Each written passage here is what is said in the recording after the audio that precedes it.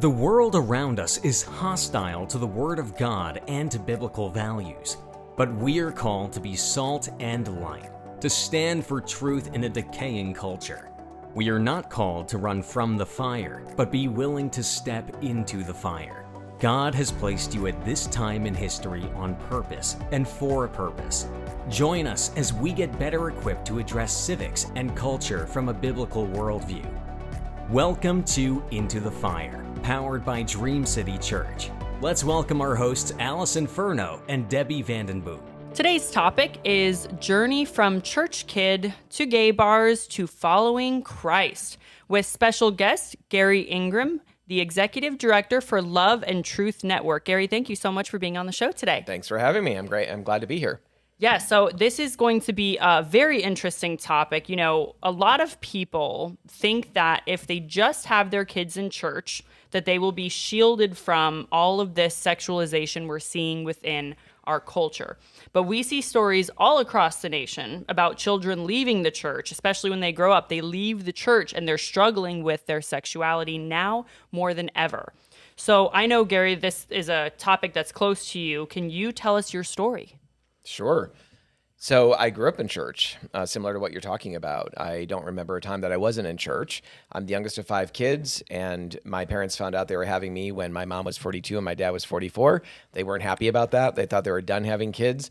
And while my mom really came to love me well, my dad for a long time, my dad and I became very close in adulthood, but he just really left me to be raised by my mom and my one sister, and I have 3 older brothers as well. So I just experienced a lot of this feeling that I wasn't planned for, I wasn't wanted, I was always in the way. And that translated into public school. That was also part of my church experience. Even when I moved out of public school into Christian school, that feeling and experience kind of carried with me everywhere. I wasn't the typical rough and tumble boy like my brothers were. And so I was just trying to figure out who I was. And there was a lot of wrestling with that. I was really frustrated that it seemed like there were no answers in the church. There was no one to talk with in the church, even my own pastor, about struggles with sexual issues. I was introduced to hardcore porn by some older neighborhood boys when I was just 5 or 6 years old, and their sexual experimentation as well together. And that just, on top of everything else, that just added another load of baggage on my shoulders and a lot of shame. And so really out of that, I went from public school to Christian school to homeschooling, then to Bible college, got kicked out of Bible college when I was 19 because they were concerned I was suicidal. They didn't have the wherewithal to kind of handle that. And so I left there feeling like, in all honesty, God, I hate you and I hate the church. I want nothing to do with any of this anymore. Mm-hmm. And within months, I found out about a gay bar in a town in Cornell, at Cornell University area in Ithaca, New York. And I was drawn like a moth kind of to the flame. And when I came out to my first gay bar and worked up the nerve to even enter the place, I expected my head to spin when I took a sip of beer. You know, I just had no connection with any of this kind of world at all. But it felt like, to me, I'd finally found my people. It felt like I finally fit in somewhere. My life made sense, and it was euphoric for a period of time. But this desire that I had to kind of find Mr. Right, settle down for the rest of my life, that was a joke. That was so naive. I mean, the revolving door of relationships in the heterosexual space can be, kind of daunting, but in the LGBT space, especially amongst men, those revolving doors are just constantly flying, it seems like, off the hinges. And so It was just getting dumped constantly, kind of engaging in that behavior too. And eventually, after a number of years, just feeling like, this is not what I signed up for. This is anything but gay, is what it felt like to me. And yet I was still bitter and angry with God. Right. Yep. So it took a number of months beyond that time, I'd say maybe several years, for me to finally begin to thaw toward God and believe that he wasn't just a slave master that demands we love him. Again, I'd had a lot of truth poured in, tons of truth, but very little love, compassion, relationship, no shepherding of my heart as a child. And eventually I began to wonder, God, why are you not just kind of taking me out? I mean, this is the kind of God you are.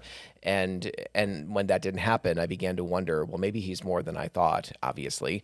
And eventually I came to a place of breaking down and surrendering to the Lord on the side of an interstate in New Jersey or Pennsylvania when I was 23.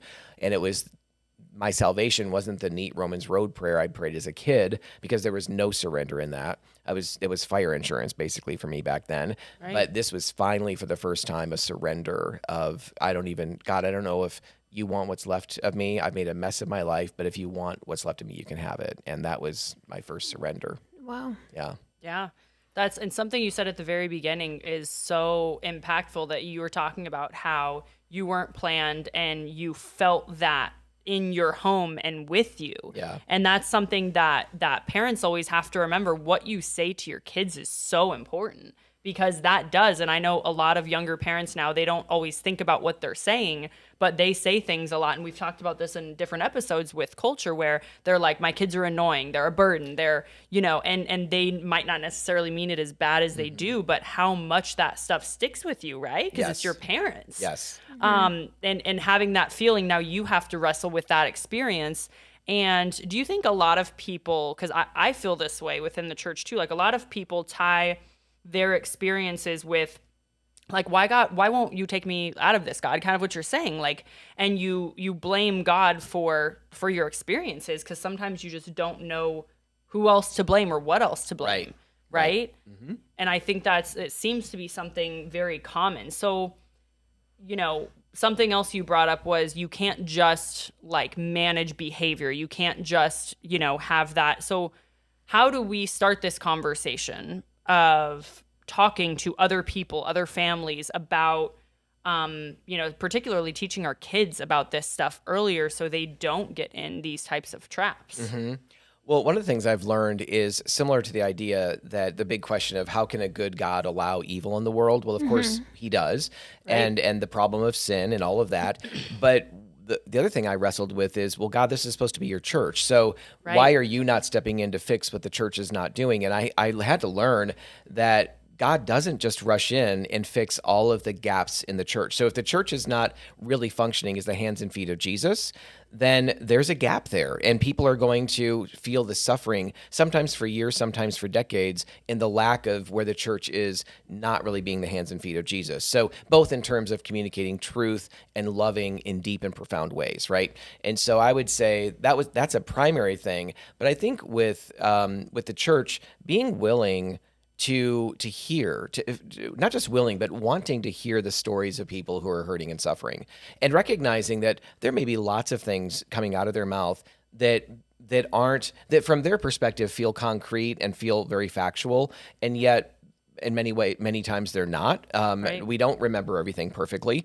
But just to hear people, for people to have the experience of Christians, to want to hear their story, to want to hear their perspective, not to, again, bless it necessarily, but to give them the respect of hearing their story, and to be and to connect with the pain that they feel. Their pain is real, regardless, and to be able to be an ambassador for the church to say, I'm so sorry that happened to you. I'm so sorry that pastor dropped the ball, or that Christian dropped the ball. And you know what? Even as a Christian, I know I've blown it in people's lives, and it grieves me that I've done that. But taking that kind of ownership and apologizing, I think can be really impactful for that person.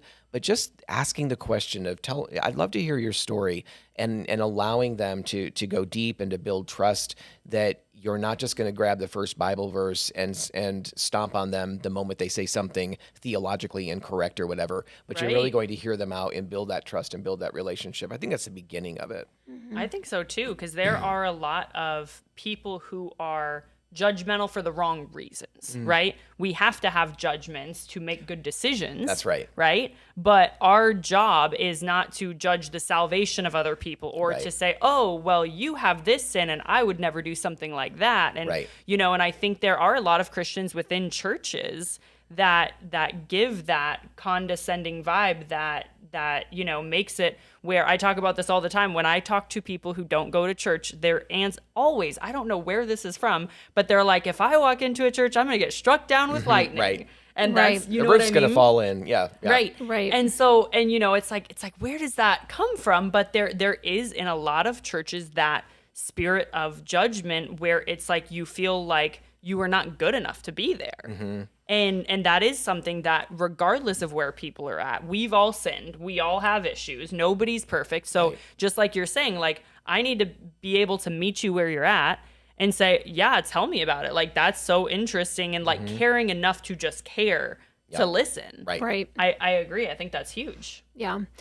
And I mean, and two, recognizing that hurt that's there, right? I mean, that behavior is, I remember someone telling me this a long time ago, that the behaviors are just symptoms, right? Those things are symptoms of something else that's going on internally, right? And we can't tell what's going on internally. I mean, if you had looked at me when I was really close to getting saved, you would have never thought anything was happening. Like nothing is manifesting on the outside, right? It's not visible, it's not apparent on the outside what God's doing on the inside, because there's a work that's going on, or there's hurt that's going on, or we don't know, right? We can only judge what we see.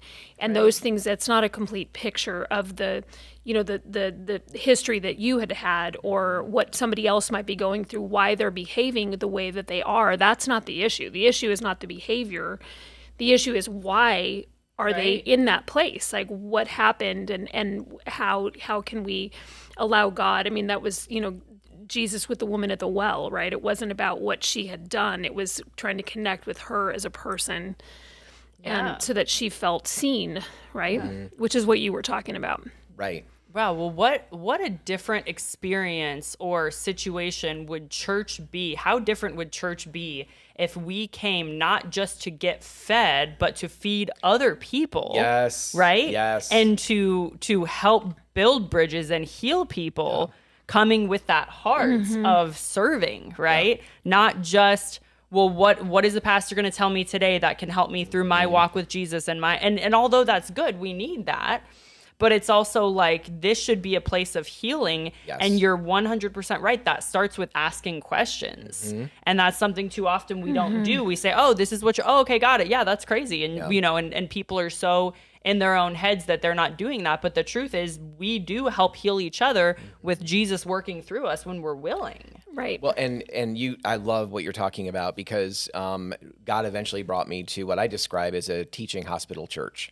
I think we need many, many more teaching hospital churches, not just typical churches that kind of are cloistered amongst themselves, where everybody sort of knows the I don't know, just the environment of the church, but rather we need to be getting prepared. It's part of being equipped for the work of ministry, that people are becoming the next line of doctors, nurses, that out of their brokenness, they understand the brokenness of others. And also the other thing that's missing from our church is narrative.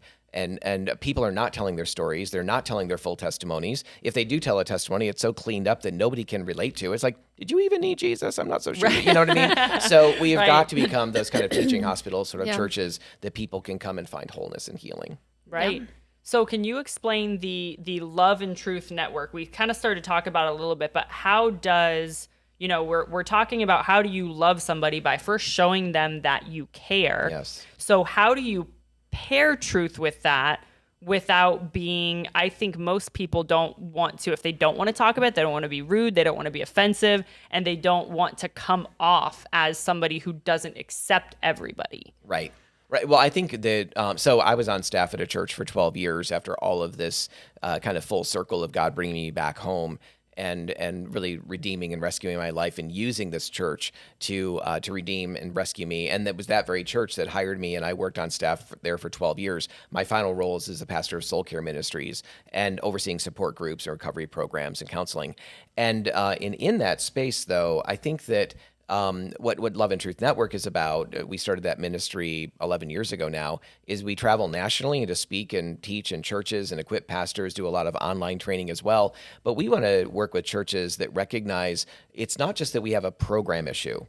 All churches are running out trying to find excellent programs, and that's great. We should, but you're bringing excellent programs back into a broken environment where nobody actually is living an open and vulnerable life. People are not walking in the light with one another. We're all hiding a bunch of crap that we don't want anyone to know about, and we'll confess it with Jesus in our prayer closets or whatever, but nobody else knows about it unless we pay a counselor or something.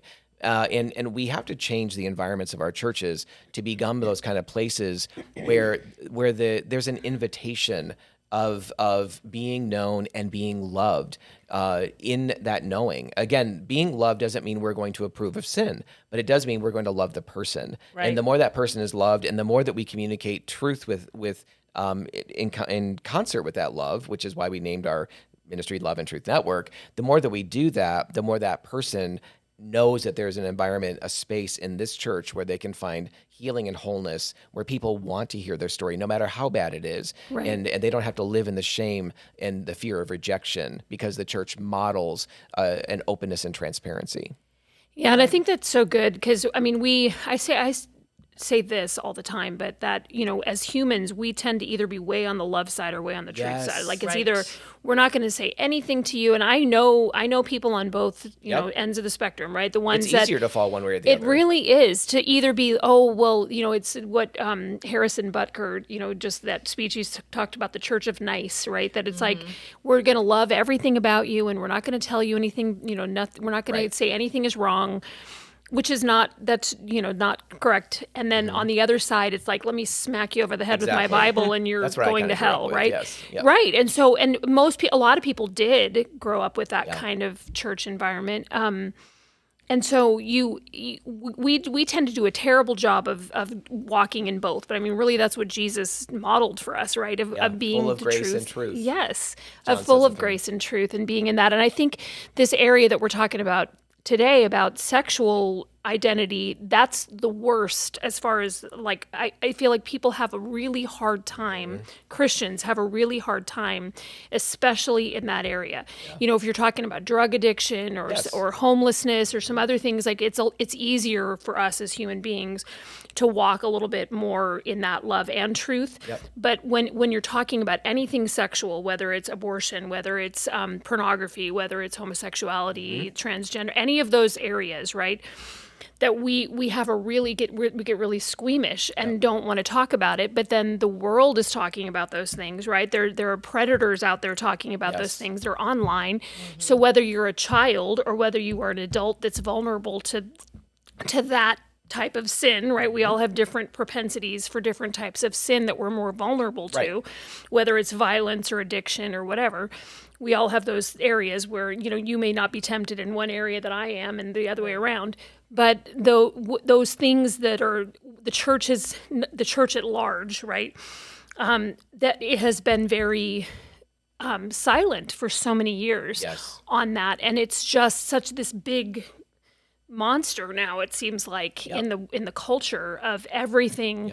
This episode, is it going to air the first week of Pride Month? And it's like every other week there's some sort of alphabet holiday of some sort, right? Some kind of day or a month or a week or this kind of thing. And there's so many of them, and you're required to participate in them at work and different places. And it's just become this humongous thing. And I think a lot of that is because the church has been silent on those things. We haven't engaged in that arena. So I love this conversation that we're having today. We oftentimes say that the world, your sons and daughters, every man and woman on the planet, every child is being discipled, sexually discipled every day in the music and social media, in regular media, in a variety of schools, in a variety of ways. Kids are being sexually discipled and identity discipled every day. The question is, church, are we going to rise up? We're the one place that actually knows the truth and has the truth. And we need to know how to deliver it. But are we actually going to do that? Because if we keep holding back and not sexually discipling our own children and those around us, the enemy is thrilled to do that for us. So it's not a question of if it's happening, it's whether we're going to engage. Who's responsible for it, Right. And I love that, because it's the same thing when people say, I'm not religious, I don't have religion. I'm like, oh, yes, you do. You might not know what your religion is, but it's a set of beliefs that you live and make your decisions by. And if it's not God, it's someone else or it's something else. So it's how self-aware are you to know that you are praising something, and it might be yourself, which I think is that it's called Pride Month is such an interesting thing to me, because you talk about any other setting, pride is a bad thing, right? It's like, we should not be prideful, we should not be arrogant, we should not be thinking of ourselves, and being self-centered and all these things. And then it's like, it's called Pride Month. I'm like, that's interesting. But how do we do that? You were talking about teaching kids. How do we do that? Yeah. Well, as parents, one of the things that my wife and I try to do with our boys that are now 15 and almost 13 is I know that as a dad, it's a primary role for me to shepherd the hearts of my children, not just communicate truth to them. And Melissa does that. I think moms tend to do that more easily in terms of shepherding the hearts of their children. But oftentimes dads, even Christian dads, are unaware of that it's a primary need of their kids, even sons and daughters, not just boys. It's a primary need for dads to shepherd their hearts and win their hearts, to connect a child's heart to the faith of their mom and dad in a way that's deep and rich and relationally connected. It's that kind of relationship that helps bond and glue kids to a healthy understanding of their place in the church and of their relationship with God, most importantly, and that where kids will retain their faith as opposed to abandon it the moment they can get out the door. So the shepherding of the heart is a huge thing that I'm not seeing an awful lot of, even today. Right. I see that too, definitely. Debbie, do you have a thought on that? Yeah, and I think too, going back to kind of something we said at the beginning, is that, you know, with your story, right? You were in church, you went to Christian school for a while, you were homeschooled for a while, you went to Bible college, right? All of those things that if we are in the Christian world, you think, oh, well, that's going to make them safe, right? They're gonna be preserved from those things, but obviously that was not true, right? No. Those influences are there. They come, you know, some of them happen internally. We're talking about the rejection and feeling all of that from your home life and just, you know, whatever, all the different influences that go together, but that we can't just say, oh, well, we're going to send them to Sunday school and they're going to learn about those things there, that we have to be having those conversations and be willing to have those conversations with the children in our lives, whether they're kids, grandkids, you know, classes that we teach, to be that place where someone could come and ask you a question and it would be a safe place to do that. Yes, because we assume what we see on the outside is what's going on the inside, and nothing could be further from the truth. I was already living a split off life at 5 and 6 years old. I mean, and that's not uncommon. Kids do that because no one's shepherding my heart. And so I'm trying to present as this good boy, all the expectations, all the image management that's kind of put on a child in a Christian home for sure.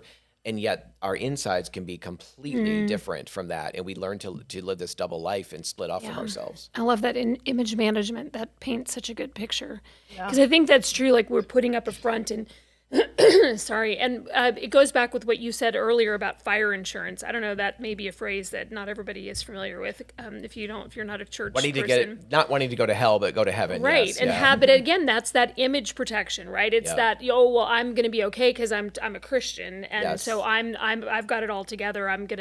But then, you know, whether they're out partying or sexting or whatever those things are going on behind the scenes, or even just those internal things that are happening of questioning your identity, questioning sexuality, all of those different things that are going on internally, but then pretending like everything's great on the outside. And I think that we all do that, right? I mean, we all have the tendency to want to do that to varying degrees. Families tend to do that, right? Where they're like, oh, we've got everything all perfect. Yes. And so we have to be really careful of that, I think, to be real, because our kids are seeing all of that, right? And they know, And that has to be a breakaway from the typical church. Right. Because the typical church is engulfed in what you just described. Right. It is living out image management in every way possible. And it has to be this decision. We are going to, like the kings of old that served God, we are going to tear down these idols of the good false self and this image management, and we are going to live one life, and we have to model this as leaders and as parents. And I think just the idea of having to manage your own image means that you are so self-conscious about what you are, how you are perceived by other people, right? And just that alone, your focus is in the wrong place, right? You care more about what everybody thinks and who will validate you, who will accept you, and making sure that you keep up with a certain persona within the church. And the truth is, it should be about your heart and, again, how you can help other people. And that's something that I do see that for sure. And I think the the bigger the gap is where you have this image to keep up and you have your internal, Yes. it's more difficult the farther those two things get apart, because Yeah. realistically you should be the same on the outside as you are on the inside. Yes. The things that you say, what you speak out loud, should be what you feel in your heart, who you are, right? And so I think that becomes more of a journey than the journey of getting to know God better and how to help heal the people around you. Well, that's really interesting what you're saying too, because God is not, he sees it, right? Right. He's not sorry, he's not deceived by the image that you're putting up. Right. He knows exactly what's going on in your heart and in your life. And so are we more concerned about what people think than what God thinks? And why it's funny that we have that tendency just as human. I mean, we all have sinned and fall short of the glory of God. We all have flaws. Sure. And so it's that tendency to, and I think the enemy too wants to, it's like you want to protect those things and keep them from coming out in the open. It's to keep those things in secret. We talk about that in abortion recovery ministry. It's that, wanting to pretend like everything's okay and this didn't happen and hide those things. And then the enemy can use that as he has permission then to target you, right? Yes.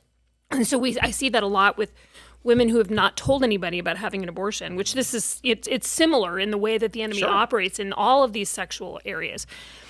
When someone has not told anybody about having an abortion, they hide it and they think that they're protecting it, but really the enemy then can just torment them with it. Yeah, what the question is, or the thought is, if you only knew me. Right. If you really only knew these things that I've done, you wouldn't want to have anything to do with me. So all the love that's coming from people that they genuinely feel for us rolls off and doesn't impact our hearts, because we have this, the enemy throws up this raincoat of shame around us that repels the living water of God. Right.